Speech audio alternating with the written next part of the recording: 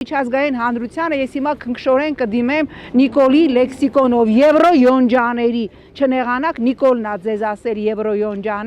եվրոյոնջաները ինչպես կարձագանքեին, եթե հետույք բարի համար, օրինակ, այն խմբագրությունում, որտեղ ես եմ աշխատել հայկական ժամանակում, ինձ կամ Նիկոլին կամ որևէ մեկին տանեին եւ կալանավորեին, ասեմ ինչ կլիներ։ Այս հիմա կնկարագրեմ ինչ կլիներ չարտերային ռեյսով անմիջապես Հայաստան կգային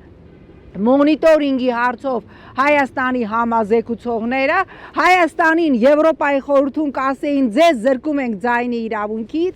մոնիտորինգի հանձնաժողովը 5 հատ զեկույց կհրապարակեր որ Հայաստանում ոտնահարվում է խոսքի ազատությունը Սվիտարսկին էլ այստեղ